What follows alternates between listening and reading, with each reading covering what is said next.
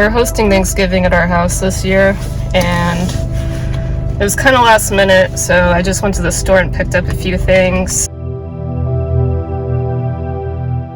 I didn't have time to cook or make anything from scratch. My mother-in-law is bringing over the main dish, pork and rice and potato salad. We're kind of doing a mix of the traditional American Thanksgiving and his culture from his family, so that's nice.